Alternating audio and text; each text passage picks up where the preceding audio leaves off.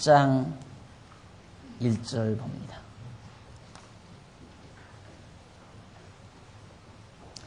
역대기하 8장 1절입니다. 솔로몬이 여호와의 전과 자기의 궁을 20년 동안에 건축하기를 마치고 후람이 자기에게 준 성읍들을 다시 건축하여 이스라엘 자손으로 거기 거하게 하니라. 2절까지 봉독했습니다.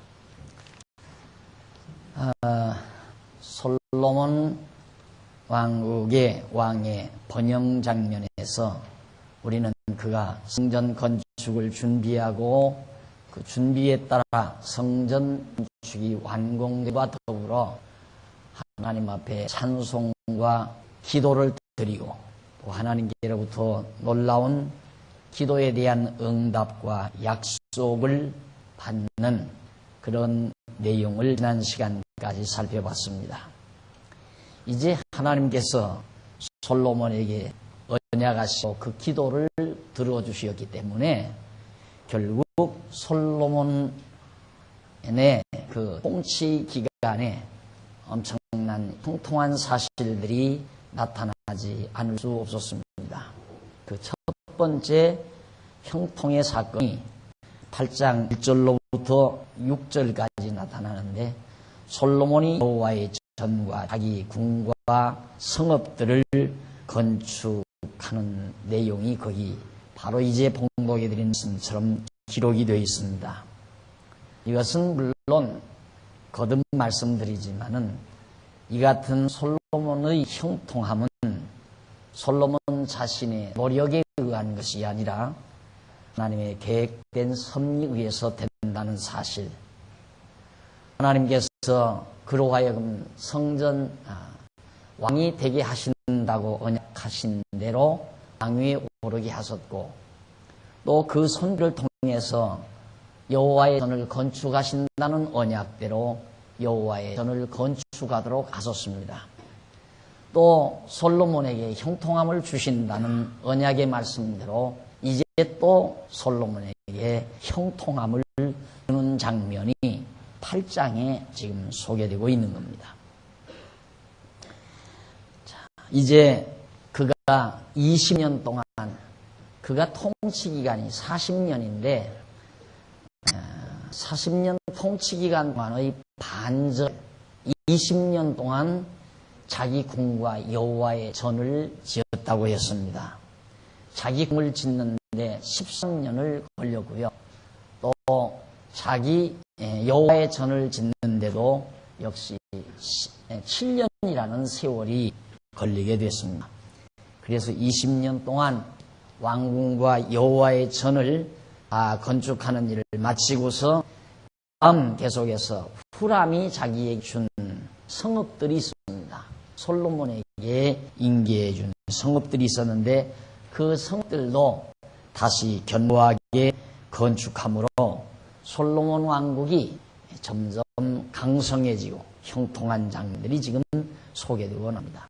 3절에 보면 솔로몬이 가서 이게 이제 바로 후람이 솔로몬에게 주었던 도성입니다. 하맛소바를 쳐서 취하고 또 광야에서 다드모를 건축하고 하맛에서 모든 국고성을 건축하고 또 윗 베토론과 아래 베토론을 건축하되 성과 문과 문빗장이 있게 하여 견고한 성읍을 삼고 또 바알랏과 자기에게 있는 모든 국고성과 모든 병거성과 마병의 성들을 건축하고 솔로몬이 또 예루살렘과 레바논과 그 다스리는 온 땅에 건축하고자 하던 것을 다 건축하니라. 예루살렘도 건축하지만은 기타 자기가 다스리는 모든 지경 안의 성읍들도 아주 견고하게, 그래서 문까지 다 달아가지고 문빗장까지 다 해서 대적들이 감히 쳐들어오지 못하도록 견고하고 튼튼하게 모든 성읍을 건축했다는 것이 6절까지 소개되고 있습니다. 자, 이렇게 평탄하게 나라가 견고해져 가는 것, 하나님께서 그처럼 솔로몬으로 하여금 영화와 부를 누리게 하실 것을 언약하셨기 때문에 그 언약을 이루시기 위해서 그가 건축하는 동안 어떤 이방 민족도 한 번도 쳐들어오지 못하는 암몬이나 모압이나 블레셋이나 에돔이나 아람 등 주변 많은 이방 국가들이 있었지만은 전혀 솔로몬의 통치 기간, 특히 건설하는 기간 동안 전혀 이방 민족들이 쳐들어왔다는 그런 기록도 없거니와 그런 역사도 없었습니다. 다시 말해서 하나님께서 평안을 주셨다는 얘기입니다.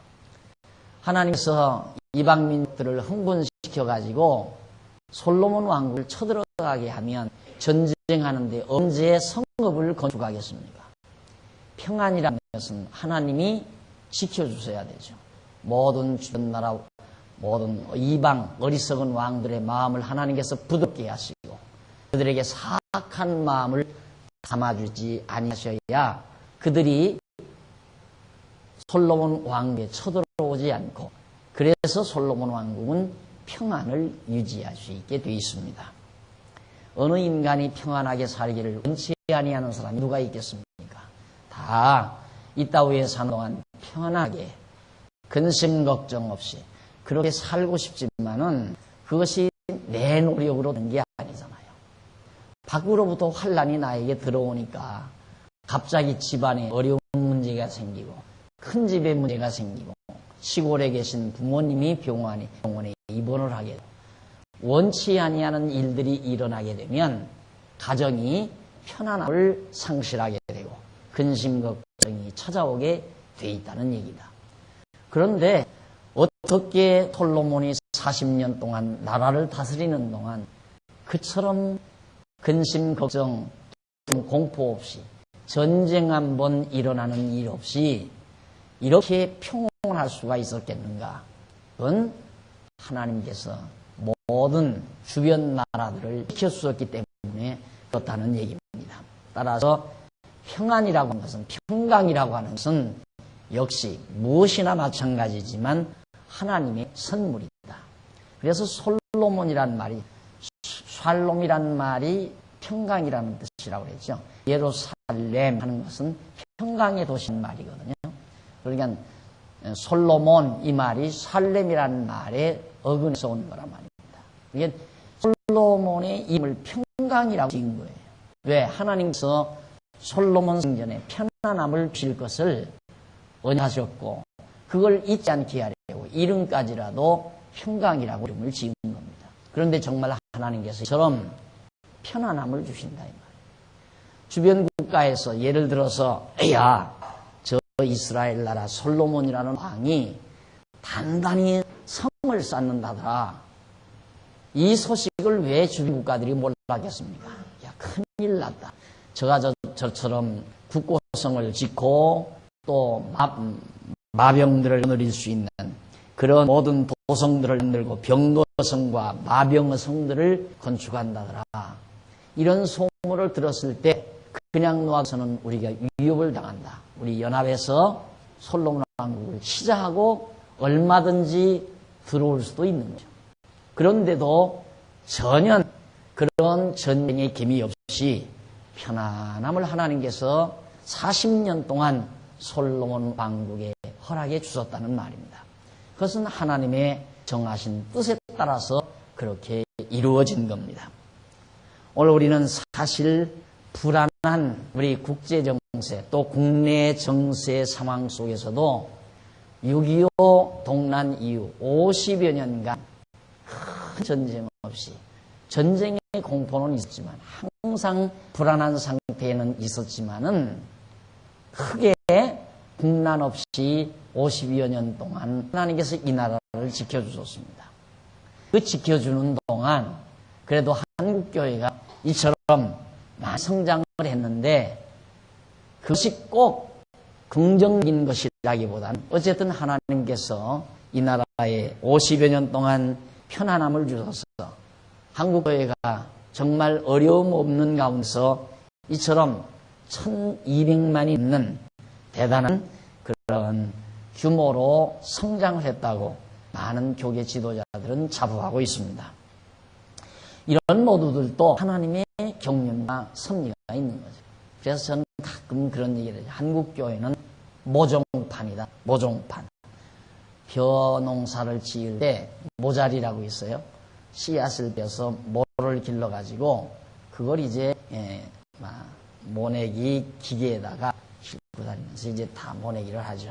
그렇게 해서 벼 농사를 뜻이 하나님께서 이 아세아 시대에 당신의 귀한 뜻을 이루시기 위하여 한국교회에 편안함을 주시고 이 나라에 편안함을 주셔서 이만큼 교회가 성장하고 이런 저런 모습으로 자라게 하셨습니다.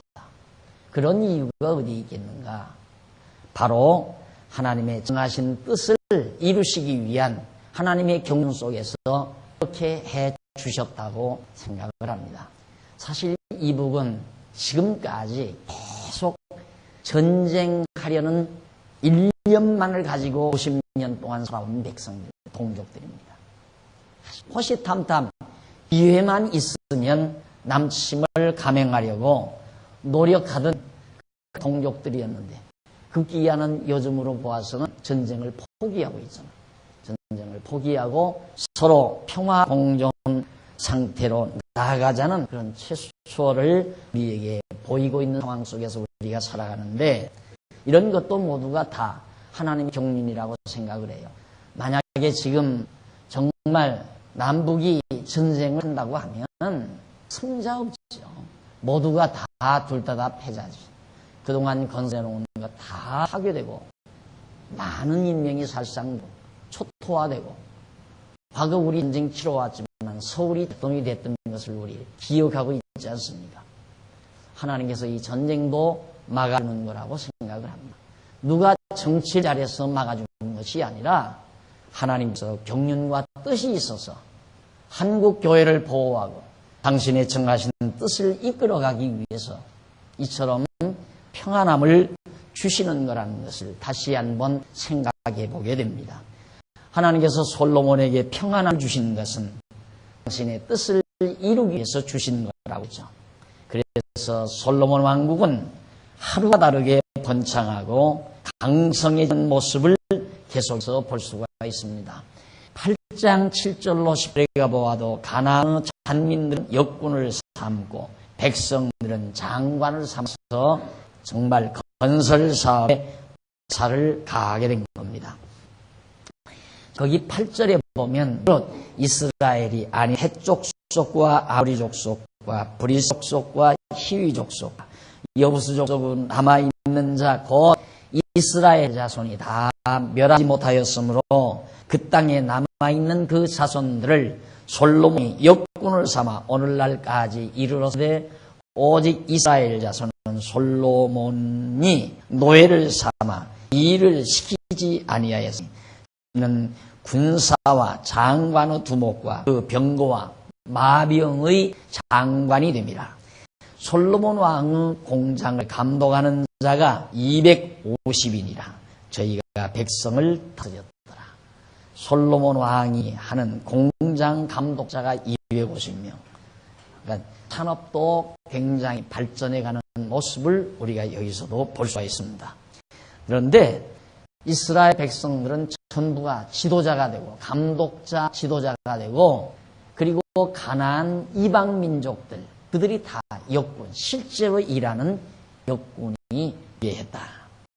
이것만 보아도 동안 하나님께서 이스라엘 백성을 으뜸되게 만들어 가시는 과정을 우리가 볼 수가 있습니다.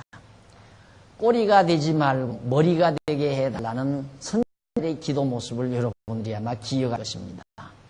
꼬리가 되지 말고 머리가 되게 해달라. 지금 여기도 보면 감독자를 삼지 하나님의 백성들은 그리고 이방 민족들은 데다 노동자로 일을 시키게 되고요.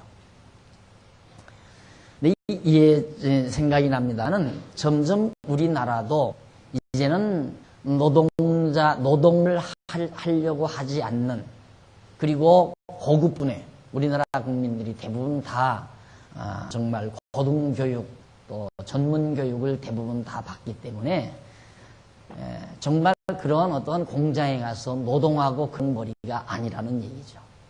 그래서 지금 사실 공장에 인반 모자라서 외국에서 많은 사람을 들여오려고 한 그런 법도 만들어 가려고 하지 않습니까? 그런데 우리나라 사람들은 또 그 대신 우리나라에서 안 살려고 그래요. 머리가 트이면 트이는 만큼 자꾸 밖으로 나가려고 하고, 요즘에 그런 말 있잖아요. 강남 사람들은 미국으로 해외로 공부하러 가고 강북 사람들은 죄송해요. 요즘 돌아가는 얘기니까 강북 사람들은 강남으로 공부하러 온다는 이상한 현상이 일어나는 거죠. 이런 것들도 다 하나님께서 대한민국이라 이 좁은 땅덩어리에 이 4,5천만이나 된 백성들이 뭉쳐 살도록 하나님이 안 하실 거라고 저는 그렇게 생각을 해요. 그래서 벌써 이제 철도가 이어지고 도로가 이어지는 거 언젠가도 제가 말씀했잖아요. 분명히 과거에도 로마를 통해서 기독교가 전 세계 유럽으로 흡될 때 그 이전 하나님께서 도로공사부터 전부 로마로부터 통하지 아니하는 길이 없도록 유럽에 다 통하는 길을 하나님이 먼저 만들어 놓습니다. 그렇게 좋은 조건으로 만들어 놓고 로마교를 키우는 거예요. 여러분 중세사 공부하잖아요. 여러분 신학원에서 중세사 아마 공부해보시면 알 거예요. 하나님이 그처럼 또 초대교회 당시 초대교회사 여러분 공부했지만 그 이전에 로마라고 하는 지국을 통해서 각 지역으로 교통, 언어, 문화 이런 것들이 전부 흡되도록 그렇게 섭리했습니다. 전 요즘에 우리 산업력들이 아시아 쪽으로는 중국으로 또 연예인들이 많이 나가잖아요. 중국으로. 이런 것이 모두가 다 문화의 공통점, 한 문화, 한 언어, 한 생활 풍습 이런 것들로 점점 하나님께서 이제 희석시켜 가시는 이유가 무엇일까? 그리고 도로공사를 해가시고 산업을 발전시켜 가시고 이런 것들이 모두가 어떤 사람들 선교하는 사람들이 생각하듯이 신학교를 세워서 선교사를 길러가지고 그들이 나가서 섬긴다. 그게 아니고요. 그냥 이제 정말 국경이 터져버리고 누구나 머리만 있으면 가서 우리나라 사람들 가면 다 그래도 공장장, 다 연구원에서 하나의 귀한 아이템을 가지고 정말 산업을 이끌 수 있는 두뇌들이 많이 있잖아요. 이런 고급 두뇌들이 저 넓은 아시아 대륙을 누빌 날이 반드시 온다는 얘기죠. 우리가 뭐 공장에 들어가서 이 조립을 하고 물건을 만들고 우리 국민들이 그럴 국민이 아니라는 얘기예요. 하나님께서 그동안 이렇게 길러놓았어요.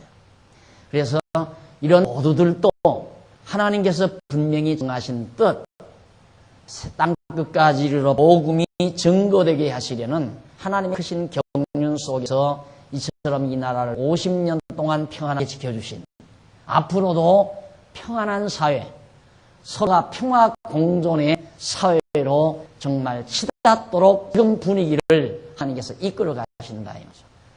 누가 우리는 보통 그런 얘기할 거예요.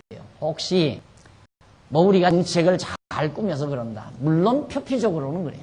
햇볕 정책을 했기 때문에 저들이 저렇게 녹아나다. 표피적으로는 그래요. 그러나 세계 정세가 돌아가는 세계 모든 정세가 그렇게 안 되고는 안 되게 돼 있어요. 햇볕 정책을 쓴 것도 세계 정세가 그렇게 몰아가기 때문에 그렇게 한 거지 햇볕 정책을 썼기 때문에 세계 정세가 바뀌어져 가는 게 아니라 이 말이에요.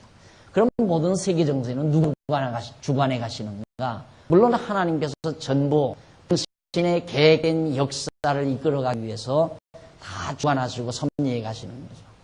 지난번에도 말씀드렸지만 지금 미국이 이스라엘과 손을 잡고 중동과 대결하는 이 모습을 누가 그걸 만들어냅니까? 누가 억지로 그걸 만들어내느냐 이 말이죠. 보편적으로 보아서는 미국이 10번이라도 아랍국가, 중동가들과 손을 잡아야 돼요. 보잘것없는 이스라엘 조그만한 그런 이스라엘 국가 안에 매달릴 이유가 없다 이 말이죠. 그러나 그 이면엔 하나님의 놀라우신 섭리가 배경에 깔려져 있습니다. 이런 모두들이 바로 오늘의 우리 한국의 모습도 역시 그건 세계의 흐름 속에 하나님의 섭리의 한 일환으로 이루어져 간다는 사실을 우리가 엿볼 수가 있습니다. 우리는 이렇게 편안하게 잠자고 배부르게 먹고 살아가는 이 모든 삶의 현장에서 왜 우리는 이렇게 평안하게 되었을까 하는 것을 다시 한번 생각해 본 겁니다. 하나님께서 솔로몬에게 형통함을 주고 편안함을 준 것도 하나님의 뜻을 이루기 위해서 그들의 건축 사업이, 그들의 모든 산업이 잘 발달하고 또 그들의 성읍들이 견고하게 가꾸어져 갈 수 있는 기간을 하나님께서 허락해 준 거란 말입니다. 왜? 다윗 왕국이 견고케 하리라고 하나님께서 언약하셨기 때문에 그 나라가 견고하기 위해서는 성도 견고해야 되고 모든 산업도 부흥해야 되고 그래서 하나님께서는 솔로몬 당시에 평강 주어서 모든 성읍을 견고히 쌓고 산업도 발전해 갈 수 있도록 하나님께서 역사하신다는 뜻입니다. 따라서 오늘 우리들이 현장 역사에서 살아가면서도 항상 우리 하나님의 뜻을 생각하면서 왜 우리가 사는 이 시대에 전쟁의 전운이 점점 사져버리고 점점 더 풍요의 시대로 시달아가도록 하나님께서 우리 역사를 이끌어 가시나 그 기쁘신 하나님의 뜻을 바라보면서 생각하면서 사는 것이 지혜자의 온당한 자세라고 생각을 합니다. 11절에 보면 7절 다시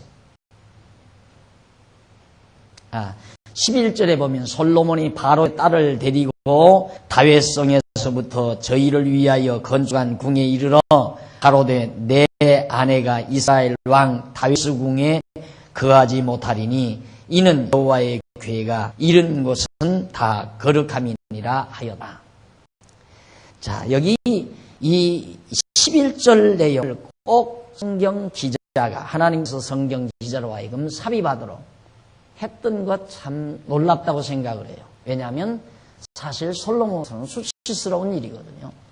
솔로몬이 결국 하나님께서 부요함을 주고 통통함을 주고 평강 주니까 그가 쾌락을 누리기 위해서 또 뿐만 아니라 애굽이라는 강대한 나라 거기로부터의 어떤 정치적인 술책이 있었는지도 모르죠. 하필이면 왜 애굽으로부터 자기 아내를 데려오느냐 이 말이죠. 동족에게서 아내를 어찌 아니하고 애굽 여자 바로의 딸을 데려왔어요.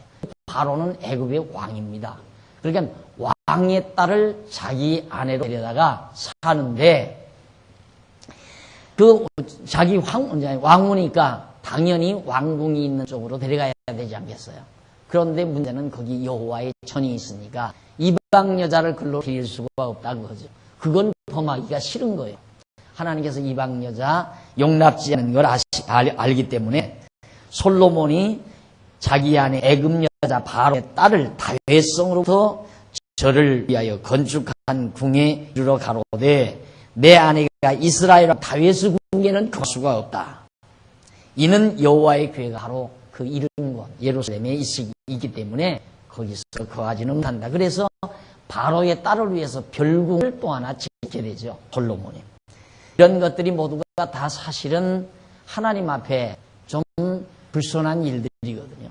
그래도 하나님께서 놔두는 것은 하나님께서 이미 솔로몬과 언약도 했을 뿐만 아니라 여호와 하나님을 저버리는 일은 아니잖아요. 하나님 여호와를 기억하고 여호와를 경외하며 산다 이 말이다 솔로몬이. 그런데 문제는 자기 사생활에서 애굽 바로 왕의 딸을 데려온 것에 대해서 그렇게 실수하고 하나님께서 원시하는 일을 행해서도 하나님은 한 번 언약하신 그 언약을 그대로 이루어 가시는 모습을 우리가 여기서 잘 살펴보게 됩니다. 따라서 바로 이렇게 솔로몬이 형통하고 정말 부유하고 평강을 누리는 것은 솔로몬의 행위의 대가가 아니라는 것을 강하게 우리에게 밝혀주고 있는 겁니다. 왜 이런 불손한 솔로몬의 행위를 여기다가 삽입해서 기록하게 했는가? 우리에게 그걸 깨달으라고. 만약에 내가 하나님이면 이 못된 인간하고 솔로몬을 당장 막 병이 걸려 죽게 한다거나 안 그러면 대적이 쳐들어가서 솔로몬을 한번 맛을 보게 한다거나 이렇게 할지 모르잖아요. 그런데 하나님은 그렇게 안 해요. 왜? 솔로몬과 언약이기 때문에. 그래서 시편 기자가 그렇게 말합니다. 여호와께서 우리의 죄악을 감찰하실진데 누가 주 앞에 섰습니까? 아무도 설 수가 없다 이 말이죠. 그러나 사유하신 주께 있으면 주를 용역케 하심이니이다. 용서하니까 우리가 다 살아 존재하는 거지. 하나님께서 일일이 우리가 죄 범하는 대로 일일이 간섭하시고 일일이 두들겨 팬다면 온몸에 성한 것이 없죠. 머리끝에서부터 발끝까지 성한 것 없이 늘 상처투성이고 정말 흔적투성일 수밖에 없는 것이 우리들의 모습이란 말이에요. 그런데 우리는 보통 그렇게 생각을 해요. 하나님 뭐 하나 이렇게 좀 잘못하면 금방 막대기 들어가서 톡 때리고, 할아버지가 손자가 잘못하고 그냥 담뱃대로 톡톡 때리면서 이렇게 길들이듯이 하나님께서 그렇게 하는 줄 안다 이 말입니다. 그러질 않아요. 그런데 거기에서 착각하는 게 뭐냐면, 인간이 착각하는 게 뭐냐면 내가 분명히 잘못했는데도 하나님이 안 때리네. 그러면 하나님께서 자비하시다라고 생각을 해야 되는데, 하나님께서 나를 사랑해서 참고 기다리시고 인자함으로 나를 정말 사랑하신다라고 생각을 해야 하는데, 하나님이 계신가? 하나님이 계시다면 어떻게 내가 잘못했는데 나를 두들겨 패지를 않고 내버려두나? 하나님 없는가 보다. 이렇게 해서 결국은 반대 역으로 생각하는 자들이 있다 이 말입니다. 하나님께서 때리지 않는다 해서 하나님이 없다라고 생각하는, 왜 그런 사람 많아요. 죄짓고 사는 사람도 다 잘되고 형통한 일이 너무 많거든요. 예수 안 믿고 사는 사람도 사업도 잘되고 몸도 건강하고 자녀들도 인류대만 나들어가고 그런 가정들 많이 있잖아요. 그럴 때 이제 우리들이 실망을 하는 거죠. 그럴 때 우리들이 실망을 하는데, 거듭 말씀드리지만 하나님의 택한 백성 아니면 내버려둬 버려요. 그냥 버려둔다 이 말이에요. 버려둔다. 그러니까 그러나 하나님의 택한 백성들은 하나님 사랑하기 때문에 우리들이 설령 솔로몬처럼 이렇게 잘못을 저질러도 하나님이 참고 기다리면서 용서하신다 이 말이에요. 그래서 우리들로 하여금 내 공로, 내 행위의 대가로 내가 이처럼 복을 받아 사는 것이 아니라 하나님의 은혜로 산다는 것을 깨닫게 하기 위해서입니다. 그래서 여기도 보면 솔로몬이 수치스러운 잘못된 일을, 바로의 딸을 데려다가 자기 아내를 삼았던 이런 일을 11절에서 하나 삽입놓고 지금 지나가고 있는 겁니다. 큰 실수죠. 큰 잘못이란 말입니다. 솔로몬이 바로의 딸을 자기 아내로 맞아들인 거예요. 그런 정식으로 자기 아내인데 자기가 거하는 왕궁에 이 여자가 못 들어오잖아요. 들어와서는 안 될 여자를 데려왔으니까 얼마나 이뻐서 데려왔는지는 모르지만 솔로몬이 좌우지간 바로의 딸을 데려다가 이 아내로 삼았단 말입니다. 자, 그 다음 이제 12절로부터 15절까지 보면 솔로몬이 절기를 지키고 제사장의 반차대로 하나님을 섬기도록 다 합니다. 솔로몬이 낭실 앞에 쌓은 여호와의 단 위에 여호와께 번제물을 드리되 모세의 명을 차 매일 모세의 명을, 하나님의 말씀대로 그 말이에요. 모세의 명을 쫓아, 이 말은 하나님의 말씀을 쫓아 매일에 합의한 대로 안식일과 월삭과 정한 절기 곧 1년의 세 절기 무교절과 칠칠절과 초막절에 드렸다. 하나님의 모세에게 말씀한 대로 그대로 성전에서 하나님 경외하는 절기를 다 지켰다. 14절 솔로몬이 또 그 부친 다윗의 정규를 쫓아 제사장 반차를 정하여 섬기게 하고 레위 사람에게도 그 직분을 막 매일에 합의한 대로 찬송하며 제사장들 앞에서 수종 들게 하며 또 문지기로 그 반차를 쫓아 강문을 기게 하였으니 이는 하나님의 사람 다윗이 전에 이렇게 명하였음이리라. 제사장과 레위 사람이 국고 일에든지 무슨 일에든지 왕의 명한 말을 다 어기지 아니하였더라. 그러니까 이 말은 하나님의 말씀대로 제사장들이 여호와 하나님을 잘 경외했다 그래요. 여호와의 전을 세워놓고 그 여호와의 전에서 제사장들이 하나님을 경외하는 거거든요. 하나님을 섬기고 경외하는 일인데, 그 일을 하나도 어김없이 잘 해나가다. 완벽하게. 그러면서 16절 솔로몬이 여호와의 전에 지기를 쌓던 날부터 전공하기까지 범백을 완비하였으므로 여호와의 전이 결점이 없이 피력하였더라. 여호와의 성전 그 기초를 놓을 때부터 준공할 때까지 모든 일이 하나도 잘못됨 없이 완벽하게 잘 지어졌다 그 말이에요. 그런데 또 제사장들을 통해서 완벽하게 모세의 명한 대로 또 다윗 선왕 다윗이 명한 대로 여호와 하나님을 잘 경외했다는 말입니다. 자, 이렇게 솔로몬이 여호와 하나님을 경외하도록 하나님께서 모든 환경과 처지를 만들어 주신 겁니다. 그러니까 앞에 우리가 공부했듯이 솔로몬아, 내가 나 여호와 율례와 규례와 법을 잘 지켜 행하면 내가 이렇게 해주겠다. 그게 아니라고 그랬죠. 하나님께서 솔로몬으로 하여금 여호와 하나님 잘 경외하고 섬길 때에 내 나라가 강건해지고 견고해지고 통하리라 하는 이 내용으로 재번역을 여러분들에게 해드린 말을 기억하실 겁니다. 맞는 얘기 아니에요. 하나님께서 이처럼 모세의 명한 말씀대로 여호와 하나님을 잘 경외하고 율례와 규례와 법도를 잘 지키고 하나님이 해주셨잖아요. 하나님이 그렇게 해주는 거예요. 그러니까 오늘 우리들도 그래요. 여러분들 지금 이렇게 하나님 말씀 듣고 예수를 그리스도로 믿고 정말 신앙생활하며 사는 것도 하나님이 그런 환경을 주시니까 되는 거예요. 여러분이 믿음으로 와서 여러분의 노력으로 이렇게 믿는 게 아니라 하나님이 그런 환경을 다 주어요. 신앙생활할 수 있는 환경, 마음도 하나님이 허락하시고 말씀을 사모하는 마음도 주시고 그 말씀을 사모할 때 깨닫는 것도 허락하시고 깨닫고 마음에 평강을 주어서 믿음으로 살아갈 수 있는 환경을 하나님이 허락해 준다 이 말입니다. 그렇지 하나님이 그런 환경을 허락지 아니하면 우리 역시도 하나님 저버리고 살 수밖에 없는 거예요. 그러니까 우리가 여호와 하나님을 믿고 사는 것도 하나님의 은혜지 내 공로일 수가 없다.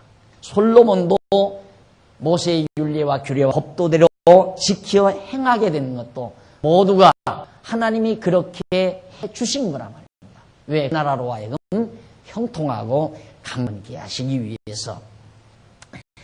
다음 이제 17절로부터 때에 솔로몬이 에돔 땅의 바닷가에 시연 게벨과 에롯에 이르렀더니 후람이 그 신복에게 부탁하여 배와 바닷길을 아는 종을 보내매 저희가 솔로몬 종과 함께 오빌에 이르러 거기서 금 450달란트를 얻고 솔로몬 왕에게로 가져왔더라. 앞서 솔로몬이요 왕위에 오르자마자 밤에 나타나셨죠. 여호와 하나님이 나타나. 야, 너 나에게 뭘 구하냐? 너 구하는 대로 내가 주마니까 솔로몬이다. 하나님이여 낯이 보잘것없는 인간에게 이 많은 백성을 맡겨주셨사오니 다른 거 다 필요 없고 이 백성들을 하나님의 뜻대로 다스려갈 수 있는 지혜를 주십시오. 라고 지혜를 구했을 때 하나님께서 칭찬하잖아요.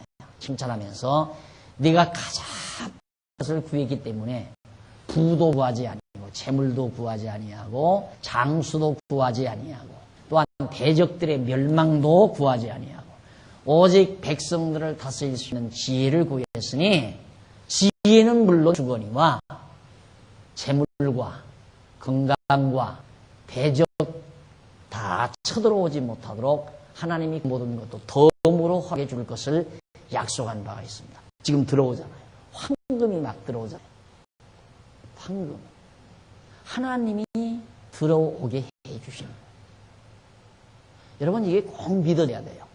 그래야 진짜 신앙생활하는 진정한 맛을 알아요.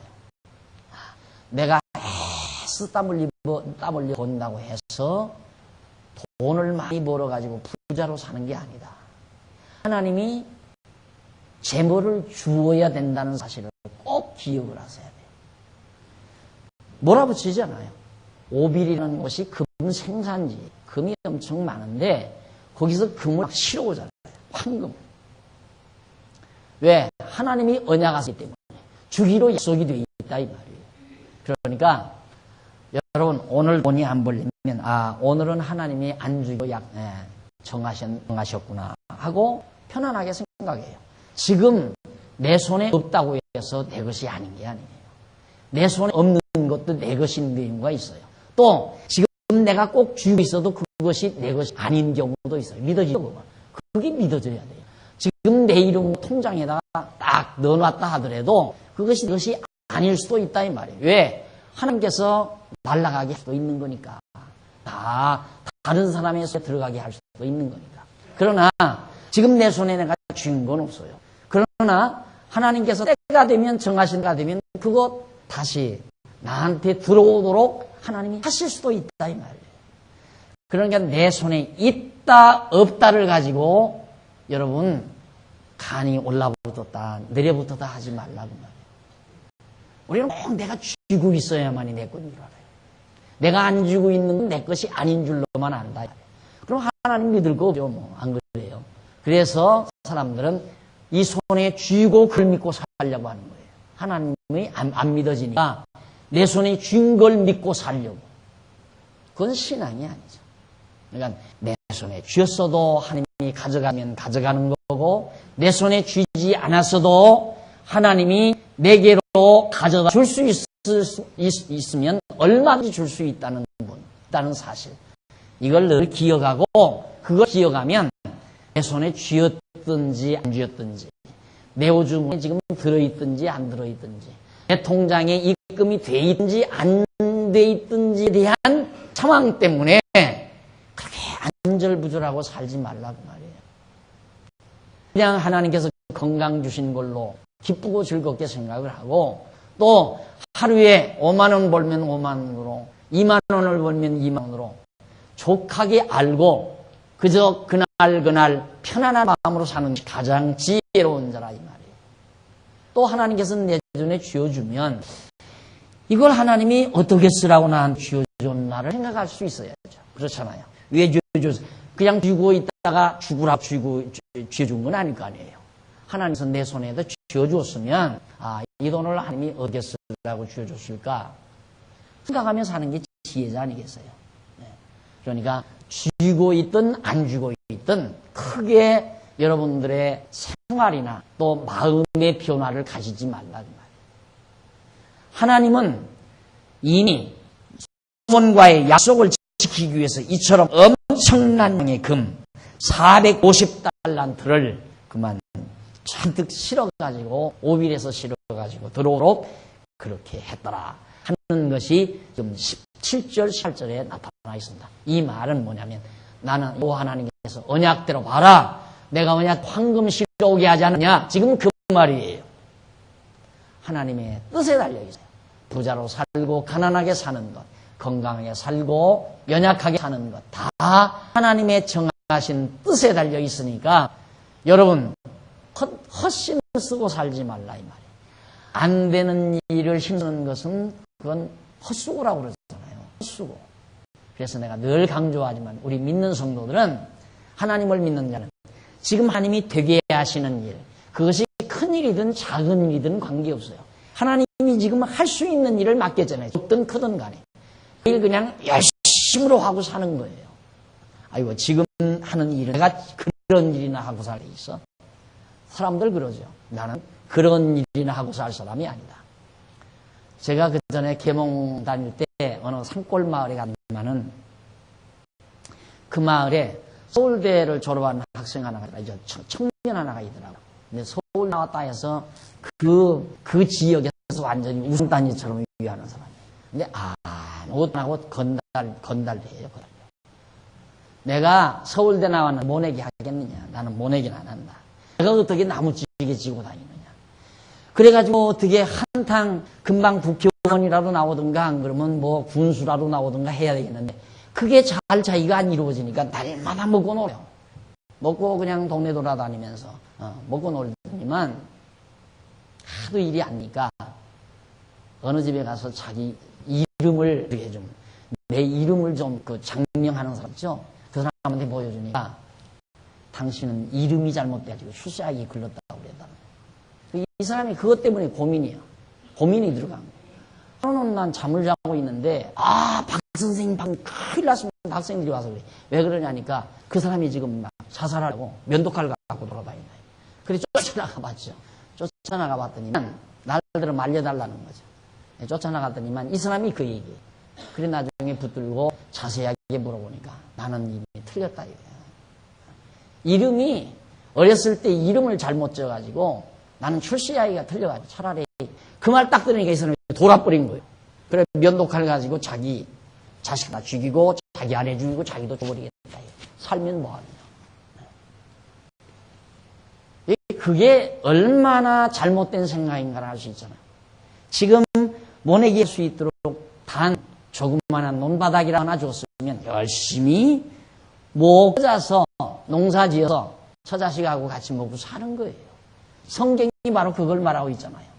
작은 일에 충성하는 자 큰 일을 맡긴다. 작은 일에 충성하는 자 큰 일을 맡긴다.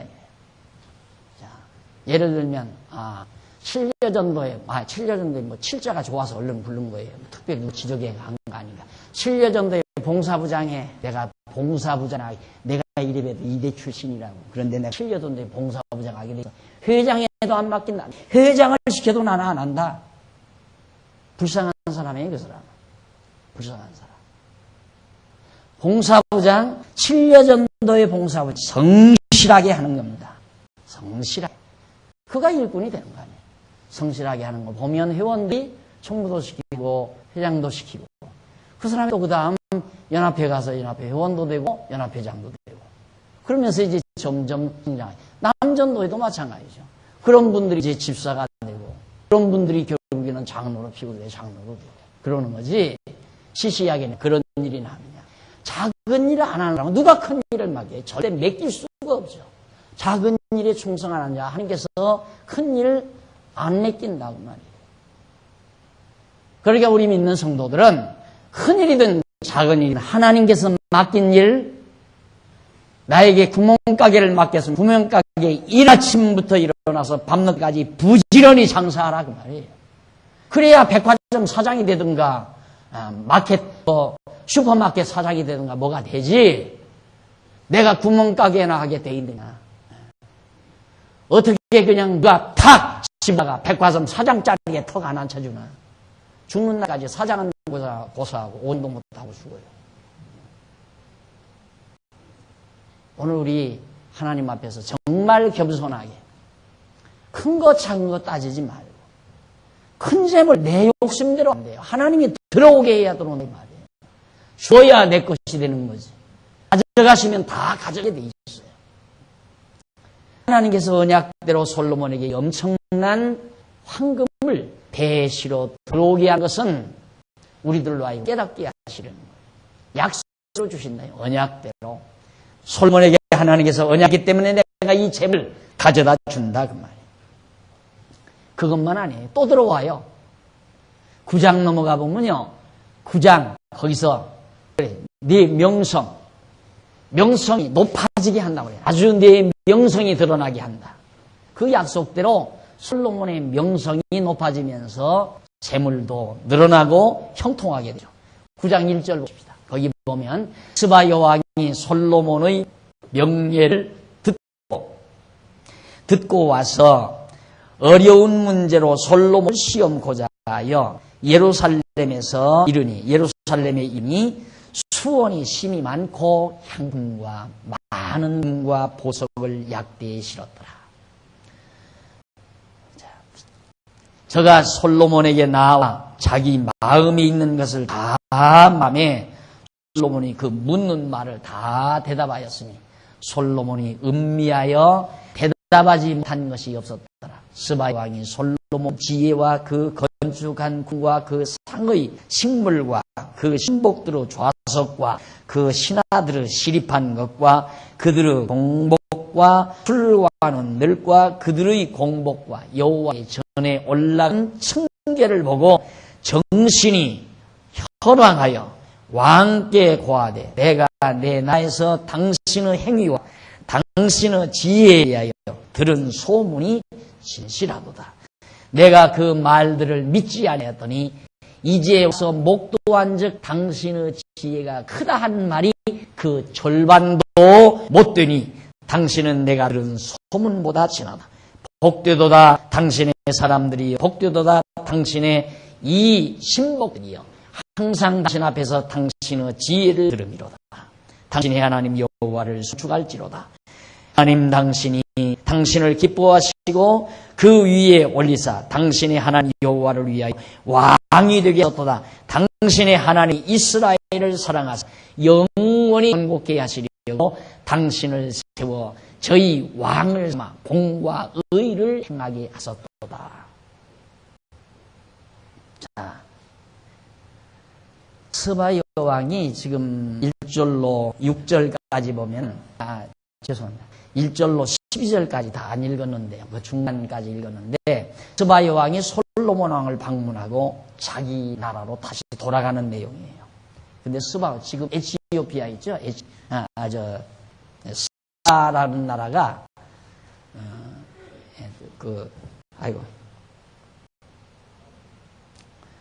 지금은 누가 아시는 분 있어요? 스바.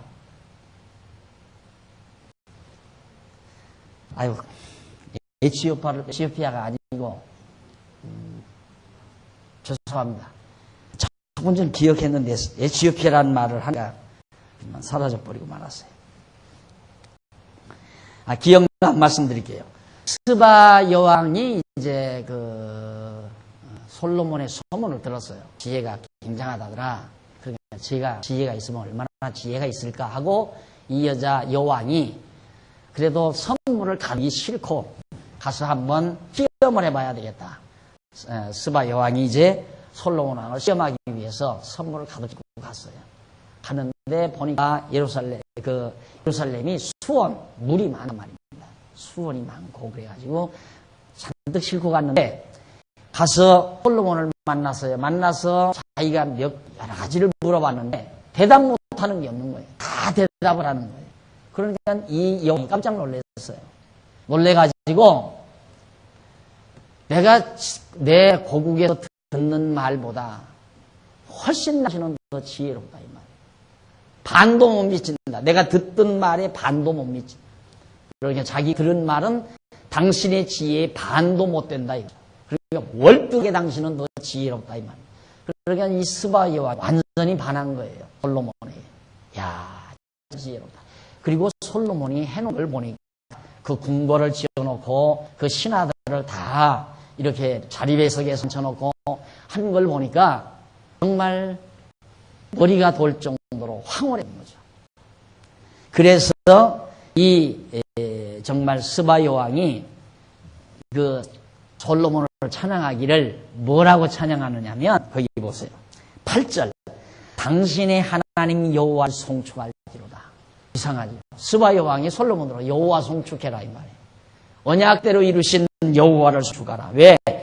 왜냐하면 하나님이 당신을 기뻐하시고 그 위에 올리사 당신의 하나님 여호와를 위하여 왕이 되게 하셨도다. 하나님 여호와 언약대로 당신을 여호와가 왕이 되게 한 거다. 그러니 당신 여호와를 찬양하라. 이방 여왕이 이 스바 여왕이 그래가지고 여호와를 위하여 왕이 되게 하셨도다. 당신의 하나님이 이스라엘을 사랑하사 영원히 견고하게 하시려고 당신을 세워 저희 왕을 삼아 공과 의를 행하게 하셨도다. 하나님이 당신을 이렇게 왕위에 앉혀서 이렇게 아름답게 나라를 다스리게 했다. 그러면서 하나님을 찬양합니다. 이 스바 여왕이. 이게 사람의 머리로는 할 수 없는 것을 깨달은 거죠. 야, 어디서 이런 엄청난 지혜가 나왔을까? 당신이 섬긴 신. 되게 그 당시에 왕들은 전부 신을 의지하니까 다 지금 나라마다 나라 신이 있었잖아요. 그러니까 솔로몬도 당신도 당신의 신 여호와가 당신을 이렇게 해놓았다 이 말이죠. 9절 이에 저가 120달란트와 심히 많은 향품과 보석을 왕 드렸으니 스바 여왕이 솔로몬 왕께 드린 향품 같은 것이 전에는 없었더라. 솔로몬 왕이 드린 향품 같은 것이 전에는 없었더라. 그러니까 금, 보화, 향품 이런 보석들을 잔뜩 갖다가 예물로 솔로몬에게 준 겁니다. 후라무 신복들과 솔로몬의 신복들도 오빌에서 금을 실어올 때에 백단목과 나무입니다. 하얀 백향목, 백단목, 그리고 목과 보석을 가져온지라 왕이 백단목으로 여호와의 전과 왕궁 층대를 만들고 또 노래하는 자를 위하여 수금과 비파를 만들었으니 이 같은 것들은 유다 땅에서 전에는 보지 못하였다. 솔로몬 왕이 스바 여왕 가져온 대로 담례하고 그 위에 또 저의 소원대로 묻 구하는 것을 주니 이에 저가 그 신복들로 더불어 본국으로 돌아가더라. 소문이 이처럼 솔로몬의 소문이 잘 나게 된 겁니다.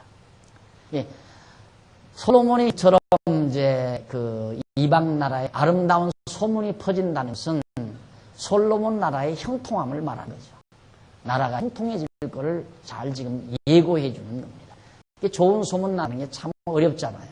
그처럼 또 소문처럼 막 융성하고 부와 영과 충만한 그런 나라가 아름다운 소문으로 이방 나라에 알려진다는 건 참 그리 쉽지 않다 이 말이죠.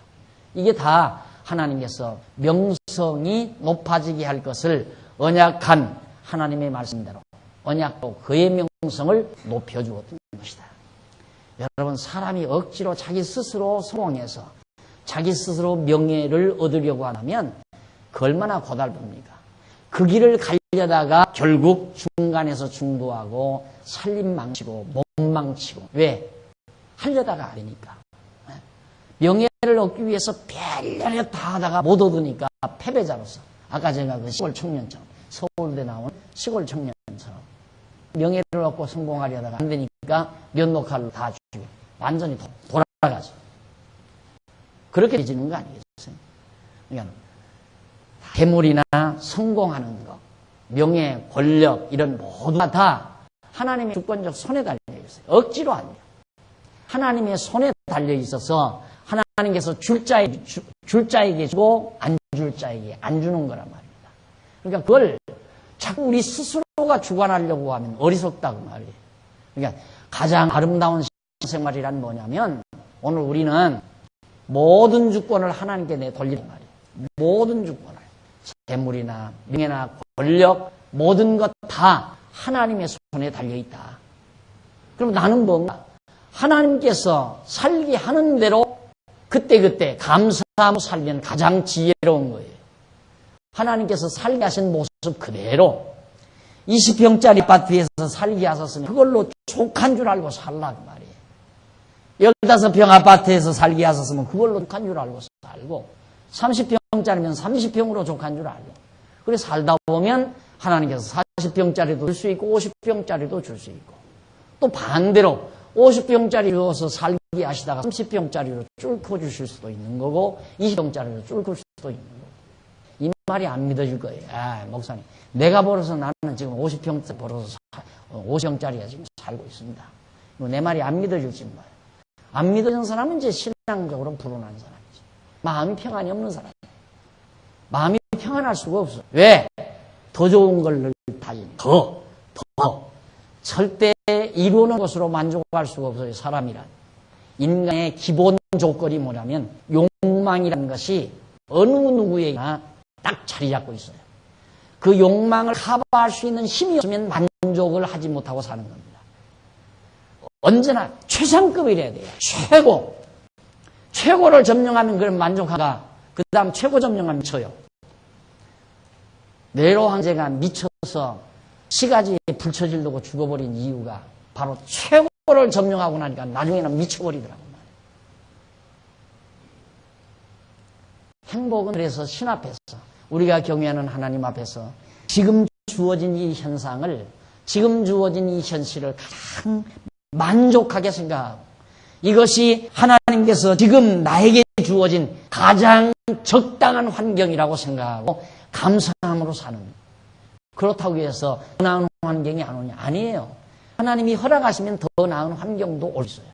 그런데 우리는 항상 지금보다 더 나은 환경이 되면 행복할 거라는 생각을 하는 거예요.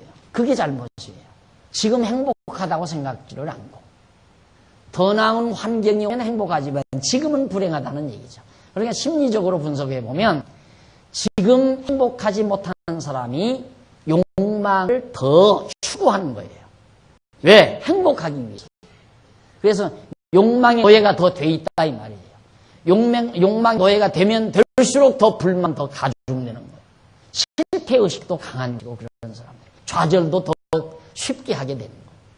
그러나 하나님 여호와를 알고 경외에 사는 우리 성도들은 항상 봉사에 감사하고 주어진 현실에서 감동하면서 만족하게 범사에 감사하며 사는 그런 행복한 삶, 이것이 가장 지혜로운 삶입니다. 저는 이처럼 하나님께서 명예도 형통함도 재물도 모두가 다 하나님의 정하신 뜻 따라 허락하신 것들이다. 그 다음 13절 21절에 보면 금과 은과 상아 등이 매우 풍성한 솔로몬의 영화로운 부의 모습이 거기 소개돼요. 한번 보실까요? 13절 9장 13절에 보면 솔로몬이 세입금 중수가 666금 달란트요. 세금 걷어든 것만 그 외에 또 상고와 객상들을 가져온 것이 있고 아라비아 왕들과 그 나라 방백들도 금과 은을 솔로몬에게 가져온지라. 솔로몬 왕이 터서 느린 금으로 큰 방패 200을 만들었으니 세상에 전쟁에 할 때 쓰는 방패를 금으로 만드는 게 어디 있습니까? 그러니까 완전히 기죽이는 거죠. 생각해 보십시오. 금으로 만든 방패 딱 가지고 가서 적군 앞에 딱 섰을 때 기가 질릴 것 아니겠어요? 그만큼 엄청난 황금이 바로 솔로몬 왕국으로 들어오게 됩니다. 그 다음 이제 또 쳐서린 금으로 작은 방패 300을 만들었으니 매 방패에 든 금 300세길이라. 왕이 이것들을 레바논 나무 궁에 두었더라. 왕이 또 상하라 큰 보좌를 만들고 정금으로 입혔으니 그 보좌에는 6층계와 금 족대가 있어 보좌와 연하여 또 앉은 자리 양편에는 팔걸이가 있고 팔걸이 곁에는 사자가 하나씩 섰으며 또 12사자가 있어 그 6층계의 좌우편에 섰으니 아무 나라에도 이같이 만든 것이 없었더라. 왕좌 아주 위용있고 대단합니다. 황금으로 사자 12마리를 만들어서 층계마다 딱 놓고 황금으로 의자를 만들어서 앉게 돼요. 어떤 나라에도 그런 것이 없었다 이 말이죠. 20절 솔로몬 왕이 마시는 그릇은 다 금이요 레바논 나무 궁은 그릇들도 다 정금이라. 솔로몬 시대에 은을 귀히 여기지 아니함은 왕의 배들이 후라무 종들과 함께 다시스로 다니며 그 배가 3년에 1차씩 금과 은과 상아와 잔나비와 공장을 실어 올리더라. 계속 황금이 됩니다. 계속 황금. 솔로몬 왕. 그것이 22절까지 소개됩니다. 21절까지. 그 다음 22절로 28절까지는 솔로몬의 지혜로 인해 천하 열왕이 정한 조공을 가지고 막 들어오는 장면이에요.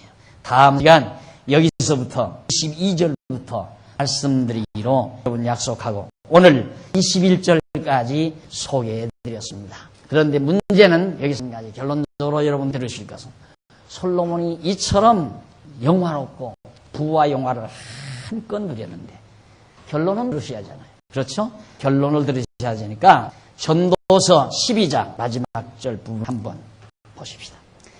전도서 12장 13절 일의 결국을 다 들었으니 하나님을 경외하고 그 명령을 지킬지어다. 이것이 사람의 본분이라. 일의 결국을. 지금 솔로몬이 앞에서 그 모든 부와 영화를 누린 모든 것 누려보니까 아무것도 아니더라 그 말이에요. 별것도 아니더라. 아무것도 아니더라. 헛거더라 이 말이에요. 결국은 뭐냐? 결론적으로는 인간이라는 것이 하나님을 경외하고 그 명령을 지키며 살아가는 것.